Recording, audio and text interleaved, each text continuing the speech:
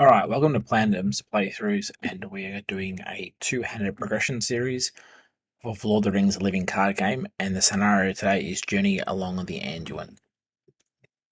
Alright, so let's kick this off with stage 1A, which is to the river, and emerging from Mirkwood Forest with an urgent message for Lady Galadriel.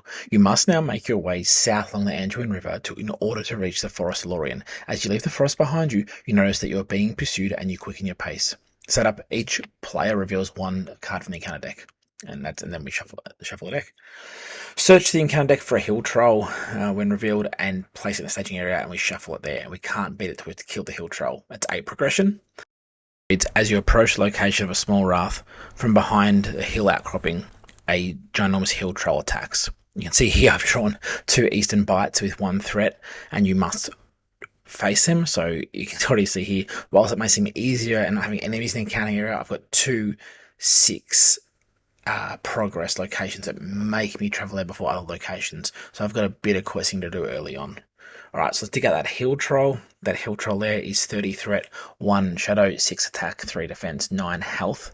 Troll, victory points 4, and any excess combat damage dealt is added to my threat. So if I jump block for 2, 4 is going on, plus any shadow damage. Right, so you have to deal with this either by forest snare, fainting, controlling the attack sequence, and manipulating the shadow cards to minimize how much damage this thing does. It's a scenario that can cause issues out of the box. It's a step up from Passage in Mirkwood, and what I find here is that it's a great example of being under threat to get there. So we've got Lord Beravor, 10 to 4, Dunedain Ranger, exhaust Beravor and pick a player. That player draws 2 cards. Lord Denethor, 8-1-1-3-3, Gondor Noble Steward. And you can exhaust Denethor to look at the top of your deck. And if you don't like what you see there, you can discard it. Tactics: Legolas, 9-1-3-1-4, Noble Sylvan Warrior with ranged. And when he successfully combats and kills someone, he gets to put 2 progress on a quest. Leadership: Aragon, 12-2-3-2, Sentinel Dunedain Noble Ranger. And when he quests, you can spend a resource to ready him. Theodred, his counterpart, 8-1-2-1-4, Noble Rohan Warrior, and when he commits, he can give someone a resource who's committed to questing with him. And the wonderful Spirit Eowyn with 9-4-1-1-3, Noble Rohan, and you can give, each player can give her a card to increase the spirit for that phase. My beautiful Lord of the Rings New Zealand coin from the Hobbit series with Gandalf and Radagast is my first player token. The important part of this here is the other one was too small. You can see that little Spirit of Gondor thing on the side, the crest of Gondor, the white tree, and so yeah, I was forgetting. Alright, everyone's counted a 1, the threat to 27 and 29. 10, 8, 9 is 27, and 12, 8, 9 is 29. I'll get it wrong there, 27, and then go, oh, hang on. There we go. 29, because I need a count. See, 29, 27. I got them right, but around the wrong way, and then we flip it around there. Here we go. Beautiful. All right, it's easy to make mistakes in this game, right? You can play this hundreds of times just to make mistakes. All right, let's looking for here. We're looking for Horn of Gondor. We're looking for there you go, Horn of Gondor. Blade of Gondolin, perfect. Even for the Forest Snare, look at this sudden Swift Strike lets me do damage on defense, which is nice. When declared defender, Dark Knowledge allows me to look at the shadow cards, see how I want to deal with the scenario. Gondorian Spearman does Sentinel and has 1 point of damage when he defends, which is nice. On the other hand, I'm looking for Calabrian Stone, Shield of Gondor, Fast Attack, Valiant Sacrifice. Oh, there you go, Calabrian Stone and Shield of Gondor. Any Soldiers of Gondor or Guardians of the Citadel, you can see there, Guard of the Citadel. Oh, Snowborn Scout, beautiful. Faramir boosting the willpower. And Brock. You can see I do something pretty funky with Faramir later in this quest, which was the first time I think I've ever done it. Right, so it was kind of cool. Alright, so that's what I want. I'll probably play Shield of Gondor into Calabrian Stone there. That's probably the approach. And I'll probably put Horn of Gondor on this one here. So I pick Horn of Gondor. Oh no, Blade of Gondolin actually, because I want to increase the damage outright and increase the ability to clear locations with the 3 as opposed to 2. And then I can deal with Horn of Gondor later. Put Dark Knowledge down on Denethor, given I haven't got a Forest Snare. If I draw in next turn, I will have enough resources to manage it. So I put that there. Lets me exhaust to check a shadow card. Now, I don't use it too often. These are one of the filler cards in a core set that you can use, but you wouldn't normally take it in a highly optimized deck. But it's as an option, right? And that's the key thing, is giving yourself choice with your board state. Play Steward of Gondor, I tap Steward of Gondor, 1, 2, being thorough, and I've played by myself for a year or so now. Big thing here is being thorough with your timings. When you turn the camera on, people see you, right? So even if you know mentally I'm exhausting here to do 2, doing it in the right window, doing it in the right phase, not doing it at the refresh phase, right? The refresh phase happens differently to the action window in the when you play playing cards. All those sort of things. And you get a familiarity with the game. So you can see here, that's done, and I will try and do my best there. Same with the Denethor questing business. See, Theodred quests gives him Aragon a resource, and I ready Aragon. Right, I'll do that a fair bit. I'll try and call it out, but you'll see me flick the counter there. I won't just mentally do it. Even though it's +1, -1 resource, is something to be mindful of. Okay, so we can see 3 in the staging area, which is a nice way to start. I've got 6 progress, but I am drawing 2 encounter cards. And this is the thing about 2-player versus solo, right? Enchanted Woods, which is nice. That's better than some of the other locations we've got there. Enchanted Stream, sorry. It's something I can clear potentially easily after I get rid of all the others. Got the Marshatter. The Marshatter is one of the other gnarly ones in this deck where it's got a bit of health. They need to deal with it, but it's 40 threat. So I don't need to worry about it coming out right away, but I need to be worried that it's in play, right? And that's the thing you got to be mindful of. All right, so we make 1 progress. I'll take that. Given the start of this here, once my deck ramps up, I should be okay with questing with Eowyn and then the Northern Tracker and those sort of things to help boost myself with Faramir and others. Yeah, but now we travel to the active location because we have mandatory travel to the Eastern Bight. And we'll get our way through there. The Brownlands, Brownlands, Eastern Bight, I was right. Alright, so we drop our card. They're Wandering Took and Sneak Attack from Berevor's ability. Because I didn't use Berevor this turn, why not take advantage of our cards, right? I'll use Denethor here. And I was actually meant Denethor here to exhaust the top Denethor and have a look at the top card of the deck, right? So I can see that's Evil Storm coming, right? So I know that 1 damage will be applied to all characters if my threat is over 35. Now, my threat is not over 35, so this one whiffs, but it's nice to know that it's coming, because if it was coming, I'd be looking to use some cancellation, I'd be moving it to the bottom of the deck, because I want to exhaust my allies or cheaper allies to quest. Alright, let's refresh phase, draw a card, and then we do our thing. So I got Swish,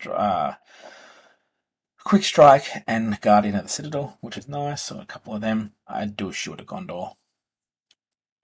The nice thing about Calibrian Stone also helps me smooth resources across Spirit, so if I need to play something from Spirit Sphere, I can.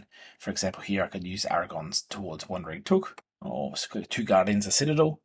Knowing that the Hill Troll's coming out this turn, now I've got 30 threat, I'm going to play the Guardian of the Citadel at least to start thinking about jump blocking, and I will consider I'll play Snowball Scout here for 1 out of Theodred's resources.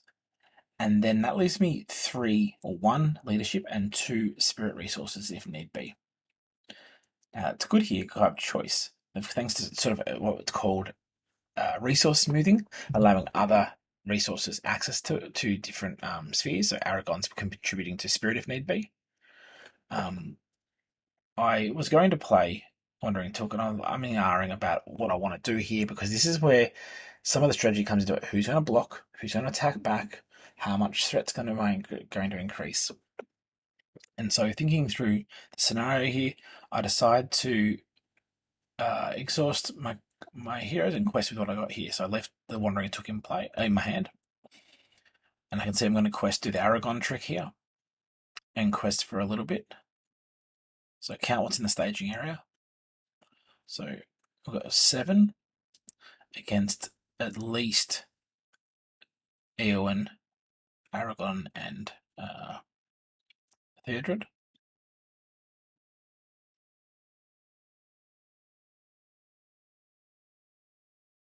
I'm just weighing up in the cards in that hand there is If I defend something, can I pay for it? And this stage a bit too low on the resources for the second player.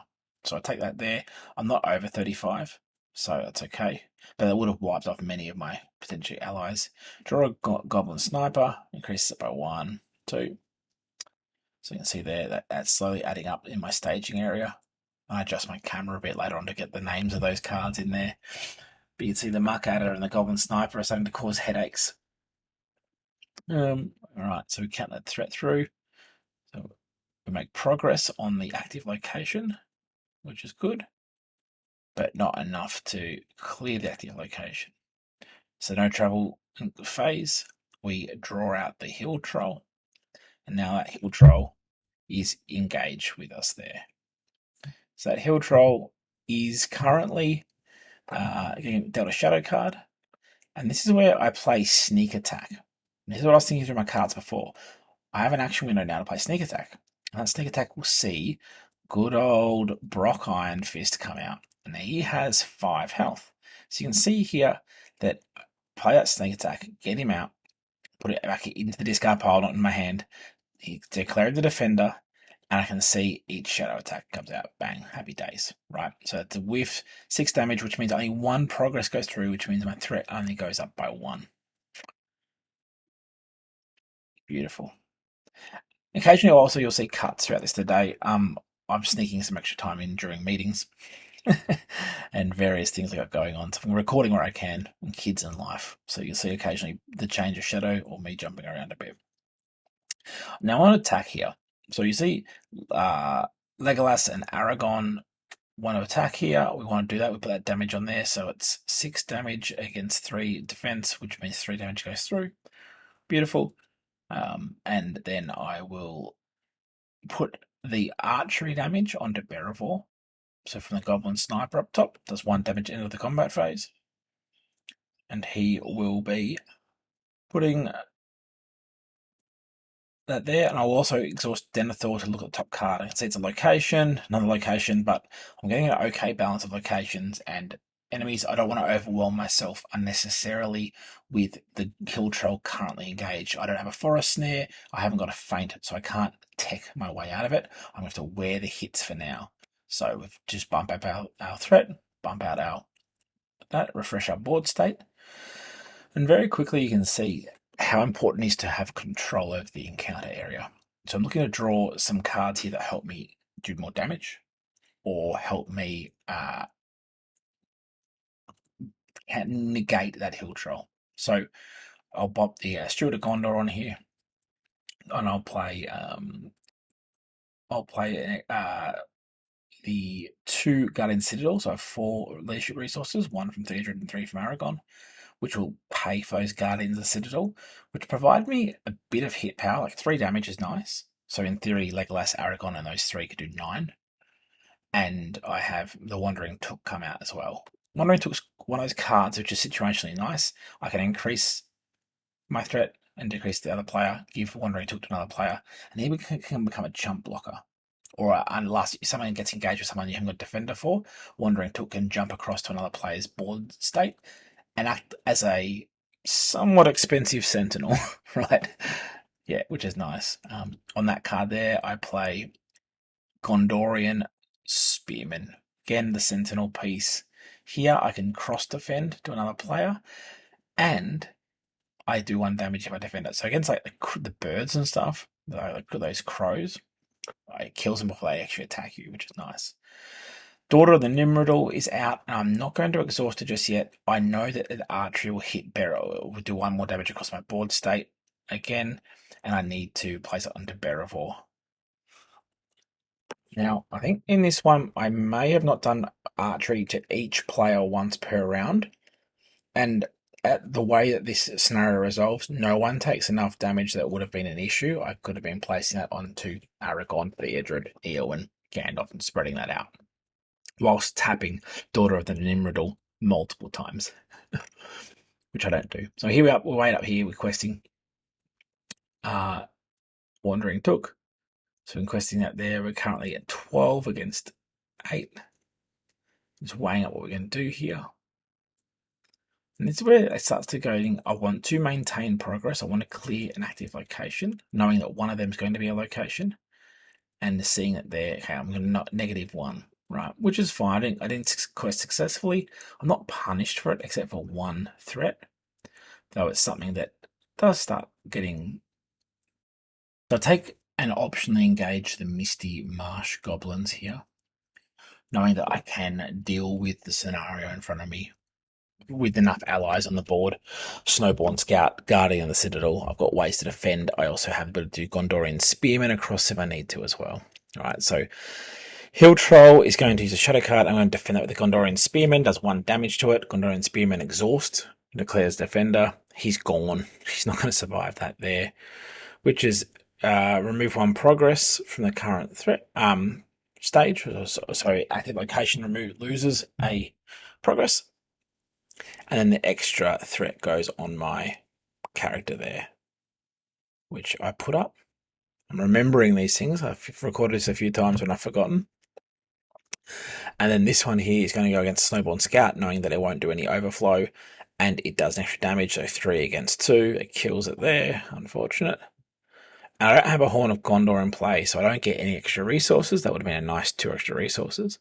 But Aragon and those 3 and Legolas all attack and kill the Hill Troll, right? So you can see 3 from the guards, 3 from Aragon is 6, plus the 3 from Legolas. This will trigger the sword, as well as his proc, which will give us 3 progress, which is nice. You can see that. Clear that progress out. So we do 2 on there, 2 there, or 3, so 3 against there. It's a 6 quest point location. So it's a big one. And then we'll go into that there. The Goblin Sniper is going to do damage now. So we're putting 2 elsewhere, right? Now if it's on 1 on the Wandering Took, 1 on Eowyn, like I said before, this doesn't change the game state. Just me not concentrating 100%. Players, each player does 1 damage to 1 point of damage to each player he controls. Now I could have put 1 on each guard of the Citadel. It wouldn't have changed the outcome of the game, which is thankful because this is a pretty clean playthrough otherwise. I can see the banks of the Anduin River is what I looked at. I will bump my threat resources.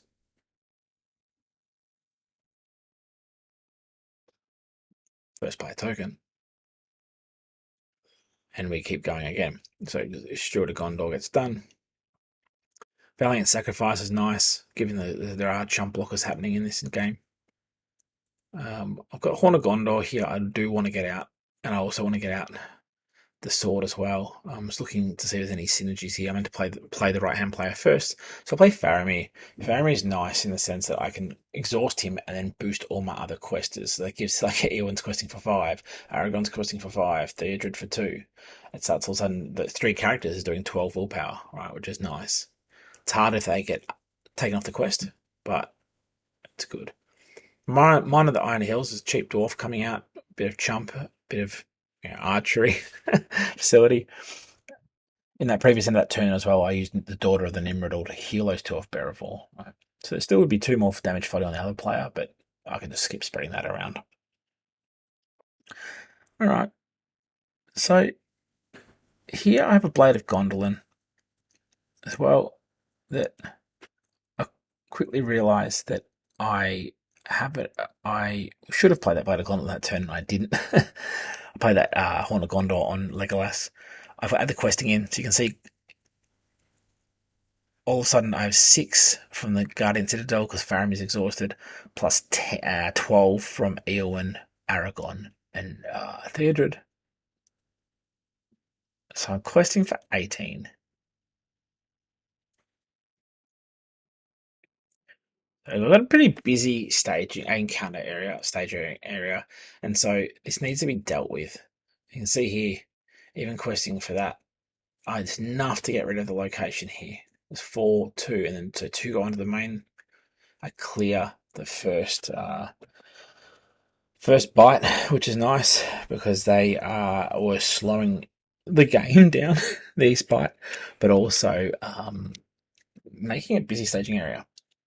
And so I have to then travel in the travel phase to the next one, which is a choice. Unfortunately, I have not. It's been made for me. Now we can determine what we're going to do here. Looking at the Marshatter, probably want to tackle the Marshatter soon, knowing that it's something big. It's not big impacting on the staging area, but it starts to add up. So looking at my exhausting, I've got to determine what I'm going to pull out here. And I'm going to pull a warg down optionally to the second player, or who's not active at the moment. And I will then draw a first player shadow card, a second player shadow cards, and it's done from cost or threat cost down. So we'll do that now. I reveal that card because it was going to determine who was going to block it. Well, it's only be Aragon anyway, but more so if I was going to take it undefended. Now, in hindsight, I should have done the warg. That would have known who to attack and who to defend with and all that sort of thing, but you know what, that's fine. So here, Misty Mountain Goblins, I can't have Denethor defend it, so the Wandering Took defends it, the Wandering Took dies, triggers Legolas's ability, which is the Horn of Gondor. Brr, brr, brr. Give myself a resource. And then on this side, the warg is going to be defended by Denethor. And you can see here, Denethor defending this one is actually, look at the thing to do here. That being said, this is where I consider using Quick Strike, and should I use Quick Strike to get rid of this warg? So I decide to use Quick Strike here as opposed to defending the warg. I should here, I should actually take off Denethor, but I don't. I also just drop my threat, progress on the main quest because of the Misty Mountain Goblins forced effect. So I can see here I kill with a quick strike. I kill that warg, that wolf nicely, along, which is good. It goes away. Don't need to worry about it there. It's gone, which is good.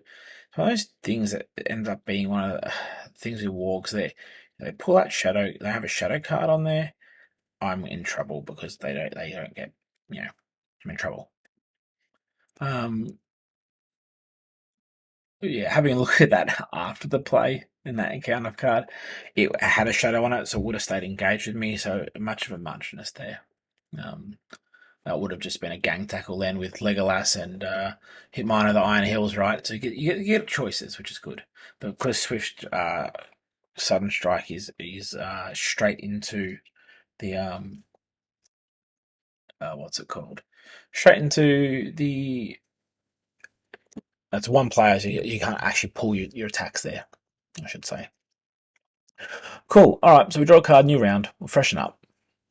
And I now debate over my Blade of Gondolin. What do I want to use here? I'm going to spend this point and put the Blade of Gondolin, and that's my second restricted attachment, onto Aragon.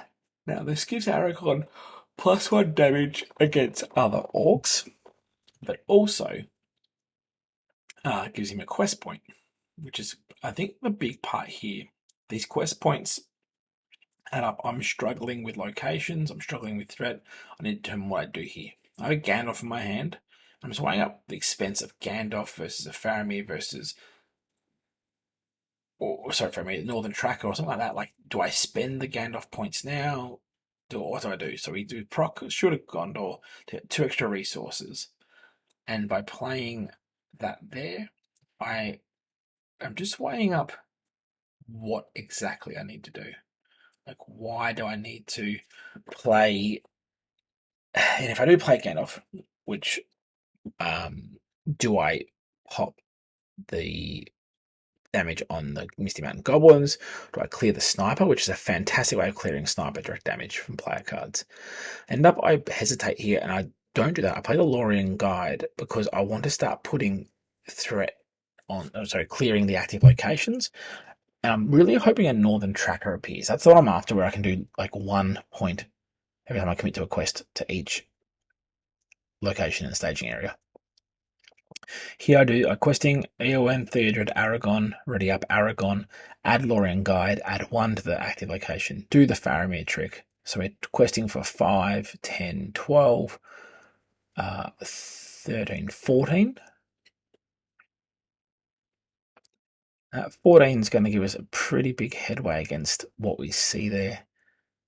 Just doing my math, because always when you use dragon cards, it counts for you, which is nice, right? No, 13. I may miscount here, so 2, so Aragon 5. Yeah, miscounting by 1. That's alright. It happens. You get used to playing dragon cards, as I was saying, and you get like the +1s automatically. You see those visual reminders or the auto math. When it comes to games and manual things, I reckon there's many games won and lost per day that are based on that there. So I'm adding Beravor and Daughter of the Nimrodel to the quest here to just give me that buffer, all right, because I want a little bit more. I'm not feeling comfortable drawing 2 cards that I'm going to pass. I don't want to be unnecessarily bumping my threat up. I'm still on the first stage. I'm sitting at 36 threat. Threading out's a real thing. Okay, I can see here I've got remove 4 progress from a quest, right? Which is not the worst one because it doesn't add anything to my staging area. And then I draw a Treacherous Fog, which is each location gains +1. So I go increase +3. 2, 3. Yeah, there we go. Which is, look, there are, like I said, there are ones that are worse than others. There are some that are hard to hit, some of that are worse, but really, it's not too bad. I'm looking through the cards as I re-record the voice over this one, right? And so you can see, like, in isolation what the cards means. When you start playing, you realize, oh, they actually really hurt. So I still have that Misty Mountain Goblin engaging me. Here I'm discarding a card at random because of traveling to the location, and we'll do that here. Each player discards 1 from random. Yeah, and that was based on the treachery that I drew because I had sorry, not travel. In fact, when the previous treachery came out, it said if you have threat of 35 or over, I have 36, and I don't remember this one at this stage. Discard a card at random from your hand, which is fine. It wasn't too awful. Better than the ones that do damage. Yeah, not Evil Storm. It was the other one. All right, that's fine there. So we're going to manually engage the Muck Adder from the staging area. Or optionally engage, I should call it manually. Yeah, and that was the Treacherous Fog effect why I discarded those cards before. So the Muck Adder is going to attack for 4. And I'm actually going to decide to engage it with the second hand, right? So optionally engage it and move to the proper engagement phase, draw shadow cards. Now, I have enough things to defend here. There's nothing about flying over or defending, what's it called? Dealing with increase of threat. So I'm going to potentially use a Guardian Citadel here to take this, which it will, the first one. So it's +1, so it's 5 against 2. That kills him there. He goes away. We increase Horn of Gondor. Brr, brr, brr. And that will see the Marsh Adder claim a victim. And after he attacks you, you increase your threat by 1. So I'll increase the threat by 1 of this player once I click what's going on. Then I doing the mental gymnastics of who's going to defend this one, and it was going to be defended by nobody. So that goes on there. The archery would have been pew-pewing around. It didn't matter too much here where that damage went. I could have used the Denethor to spot that shadow card too, to be honest. But you can see here 2 Guardians and Citadel, 2, 4, plus the 3 from Aragon, plus the 3 from Legolas. Sees me do 3, 6, 7, 8 against 7, and that nicely kills the Marsh Adder. And then that Marsh Adder goes into the victory display for 3 points with that other Hail Troll. So farewell, just doing the math again, making sure I don't mix up, adding 1 extra when it's no orc keyword, reading the whole sentence. That's a big thing I used to forget. Sometimes don't read the whole sentence. Very important, because everything's resolved to 1 sentence at a time. And then I add 3 progress to the quest from Legolas and 1 progress from Aragon, which sees go from 2 to 6, clearing the other East Bite out of the staging area, which means I start going through the easier locations now. All right, readying up, clearing through. Let's go on off Legolas, and we'll increase the threat. Move the player token across, and we'll do it again. So you can see I've managed to somewhat reclaim control of this board state. Now, I think 30 minutes in, we're still on 1A, right? And I think that's okay because this shows and highlights how important it is sometimes to grind out a quest. If that's lots of enemies, lots of locations, pushing through. I draw up another Dark Knowledge, and I draw the Northern Tracker, which makes me very happy, so much so I'm playing Northern Tracker right now. Actually, looking at the go, I've got 9 resources, so I'm doing the math going, I can play Gandalf and Northern Tracker in the same turn. So spending the requisite value from Aragorn and Eowyn to pay Northern Tracker, and the remaining from Gandalf. Woo! And Gandalf here, I use to do damage against the sniper. So I've missed a couple of damages on me, but the sniper now has taken that damage, which is not too awful. So I can put on Bear of War, that's fine. I can put the damage around if that was on whomever, right? It's not too tricky there. You can see there how I've resolved that sniper issue without actually changing the game state. So questing, a quest with Northern Tracker, I put 1 on each in the staging area. There was already 1 previously from a Snowborn Scout on that Necromancer's Fortress. So I clear that and put 1 on the other 2, which you can see now I'm getting control of my state back, which is what I was after from the start. Questing, exhausting Faramir for +1, so questing for quite a lot for 16, 12 from the heroes, and then additional 4 from Northern Tracker and Lorien Guide. Alright, so draw up the second Banks of Anduin, which is the good thing about that location is it allows us to, when you clear it, you put it back up on top of the encounter deck, right, which is nice. It makes it a bit easier to know that you've got something deterministically coming. So in solo, that becomes your first shadow card, knowing that it won't whiff, so it's pretty good. Alright, so we do enough questing here. We quest for 16 against 5. We clear it there. After defeating the troll, you're able to board the raft and embark upon the river escape voyage down the Anduin. As you depart, the enemies pursue, harassing the small craft from the river's banks. And as you fight off your enemies to the raft, you maintain a balance and effectively fight them off. And it's a bit tricky. So in doing so, we draw an additional encounter card here per encounter phase. So we draw 3 now per turn. And given that we don't do the engagement checks, it's imagine trying to capture the theme of floating down the river in the middle and they're building on the sides, building on the banks. So we can pick a couple off by optionally engaging, but that's it.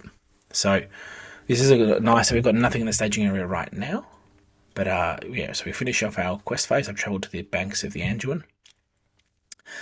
And we will finish off this turn here. So draw a shadow card here. We'll defend this with most likely Gandalf here because he's going this turn. And that means Aragorn and Legolas can kill him. Which is beautiful. So Gandalf defends. It surges, so hits for 3 +1. Surges, there's my Marvel knowledge coming through. The shadow effect does +1. And then so Legolas is going to attack. We can see Legolas here. We're doing his 4 damage against it because it's an orc. So 3 +1. And also Aragorn joining in, which means we will do lots of damage to it and kill it. We'll also be able to put 2 quest points on the stage because of Legolas, and then 1 for the Gondolin Blade on Legolas, and 1 more for the Gondolin Blade on Aragorn, which is good. So we're going to make 4 progress there. So clear the entire banks to Anduin, and we get 1 on the thing. So we've got 15 to go. You can see there we exhaust Legolas and exhaust him properly. You can see the Banks of Anduin goes to the top, so we know that the first encounter card of the 3 is the Banks of the Anduin, which is not much nicer to deal with. So we put our resources on, we place our there we go, increase them up there nicely, beautiful. And so let's draw a card and see what we get. I do have Galadrim's Greeting, which is nice. And the Galadrim Greeting will be able to drop the threat by 6 upload on one character, which is probably what I want to do here. So I've got Dwarven Hammersmith and Unexpected Courage, which is beautiful. So I'm most likely going to want to play Unexpected Courage on Legolas. So what that means is Legolas can start hitting for 3 or 4 into either player's engagement area, and it starts to hurt them a lot, right? This is where he's really good in that sense that having unexpected courage to have another attack. If there's something against Aragorn, someone can jump block on that side. Aragorn and him can attack and defend. And then if something's in his engagement area, Legolas's, we can ready him up. We can then attack in that area too. And whilst we're making progress on the quest, each time the proc of the blade as well as the response from Legolas plays off nicely. So we'll attach unexpected courage here. We'll use it a bit in a few upcoming turns. And it's nice that it works out there. Alright, so we can then do the questing trick. So Aragorn goes along, add the point, remove the point. Using Faramir gives us +1, which is nice on the other quests. So everyone's doing 1 extra. That's been increasing, and then actually in this one here, I don't actually play Aragorn questing. What I do is I play Ever Vigilant to ready an ally who then it's Faramir, and then he joins the quest as well and gets his own buff. So the ability here, I'll be able to have him quest when normally he's exhausted to give everyone else a buff. So we're questing for quite a lot, and I wanted to quest for a lot here because I wanted to ensure that I could deal with anything coming out, and in addition, make progress against stage 2B. I also thought to play my other hand, the joys of the cognitive load of 2 hands. So I'll quickly play Erebor Hammersmith and discard a Dark Knowledge against Eowyn's thing to increase the there. So Erebor Hammersmith's out. So it gives a bit of protection on board state on the other side here. There is no artifacts, unfortunately, in the other side there. So we're a Goblin Sniper again. He's another sniper.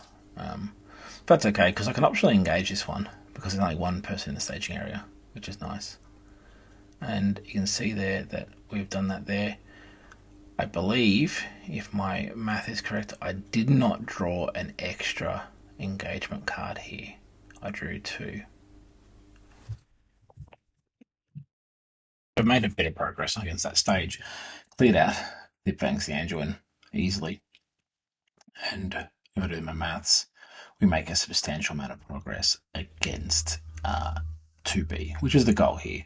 Got to quest hard. So once we turtle a bit in the first phase, deal with the hill troll, we want to get to the end of the Anduin as quick as possible, because when we jump off the raft, we have another challenge to face us. I think I like the design of this one here, is because it allows us to teach some of the themes of the game that get lent into really hard in other quests later cycles. Alright, so we travel to the other banks the Anduin, knowing that we're going to bring up 1 and have it again on the top of the deck, which is good. And you can see here that what's happened is it's allowed us to optionally engage the Goblin Sniper because there's no other enemies in the staging area. One of the non-recorders I did, there was 2 Goblin Snipers in the staging area. And that's a bad thing because means you have to actually thread up to get them out, as opposed to you can't pull them out or do direct damage with Gandalf or something. So you can see here, I defend with Denethor. We knew what the shadow card was. It was a Banks of the Anduin, which is a shame it goes out as a shadow card, but it's gone. And we kill him with Legolas, and Legolas makes the progress on the quest. So we do 4 progress. Here.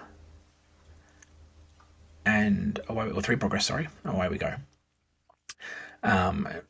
So that's handy there. That's done. We then end the round. We'll bump up our threat by 1. We will increase our value. Oh, actually, before the end of the round, what I did, I played Galadrim's Greeting. And finally in the refresh, right, there's an action window in the refresh phase at the very end. And I play it there to drop the threat of the second player by the entire amount. And Galadrim's Greeting's handy because that lets us control our threat, knowing that if you, let's say you got that earlier in the game, I could pay for that and drop back under an engagement cost to the hill troll or buy myself a couple more rounds. So Spirit's really handy in that regard. And we just clean up the board state one more time, and we enter into our second or third last round. As we hurdle towards the end, let me just update my values here on the tracker. I pause a little bit here to determine what I wanted to do this turn. So I do the unexpected courage. Sorry, shoot a Gondor to increase my value there. You see I've got to drop a feint and then a test of will. Test of will is nice, lets you cancel a shadow card. And feint will let me stop an enemy attacking. Or negate an enemy's attack, which means I draw a shadow card, but nothing happens that turn, which is nice.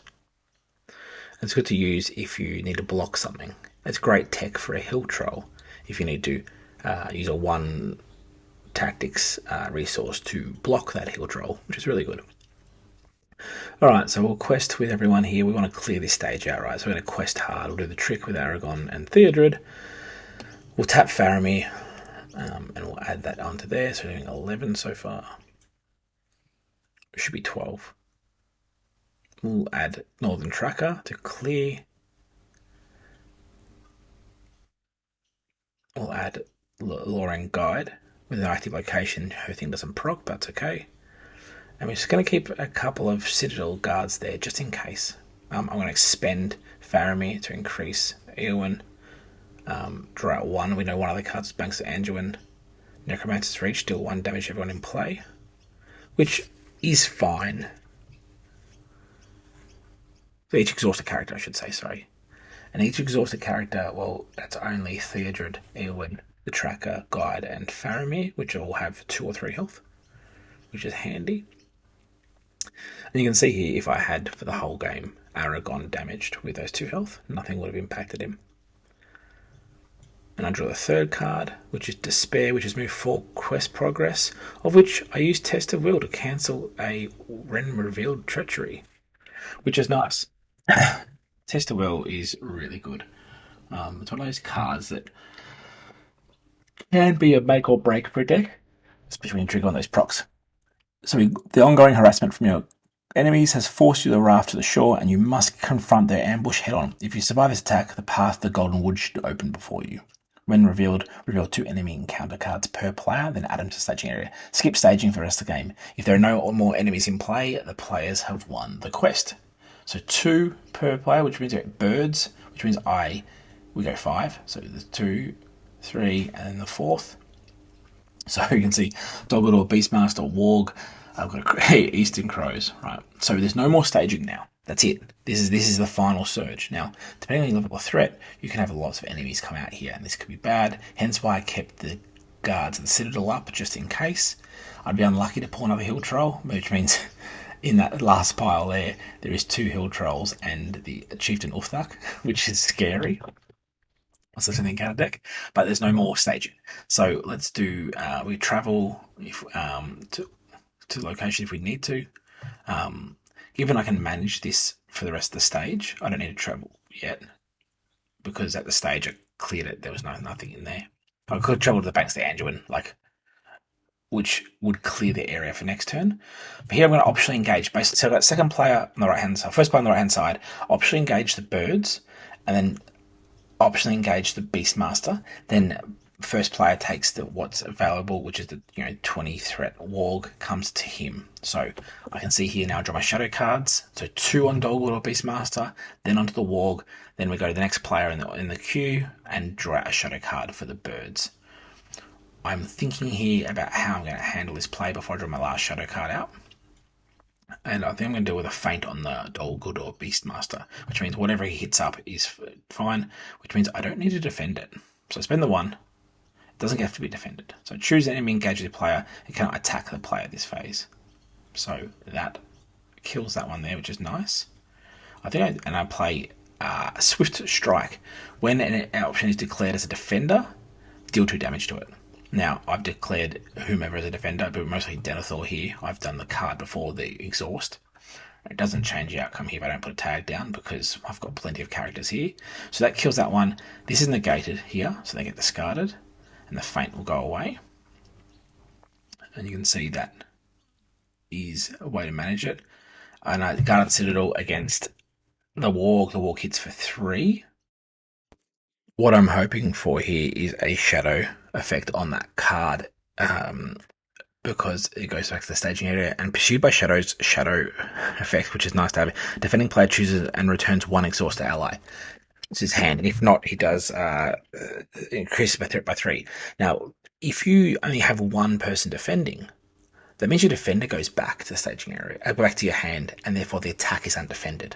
Right, so that was nice that I could take one of them who died, one of them went back to my hand. I played Ever Vigilant to draw 2 cards, which I get 2 Calabrian Stones, which is just, yeah, crazy. And this is where I am going to use Unexpected Courage and Legolas to do a lot of damage here. So this is an example of why Unexpected Courage with range and Legolas is nice. So imagine putting in some the later cards in where you do +1 damage, or there are more effects you can put onto Legolas, right? So here I'm doing 6 with Aragorn, or it's actually 8, because Aragorn's got a sword that does +1 against orcs, so does Legolas. And that means then if we hit the Dog Lord or Beastmaster, we kill it outright, and we can ready up and have that attack work against the Warg. So that one's gone. Dead there and dead there. And we'll ready up the Legolas.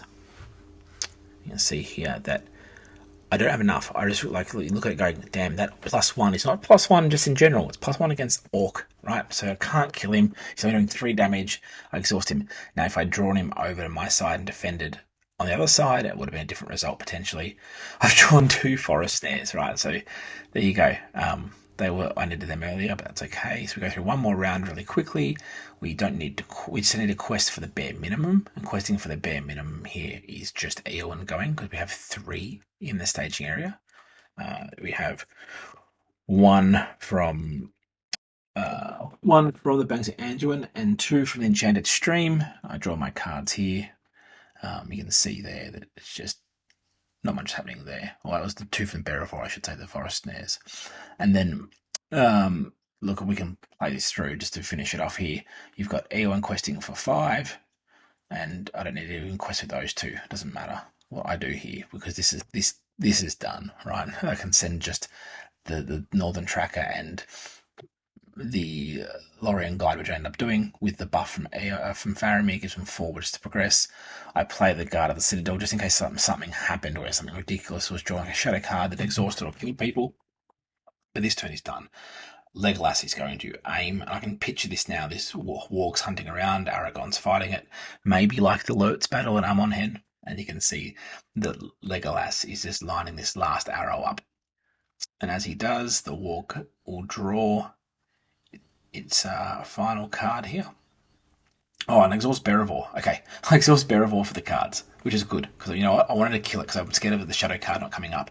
And I get Hail of Arrows, or Rain of Arrows. And Rain of Arrows exhaust a character you control with the range keyword to choose a player. Deal 1 damage to each enemy engaged with that player. So so Legolas chooses the second player.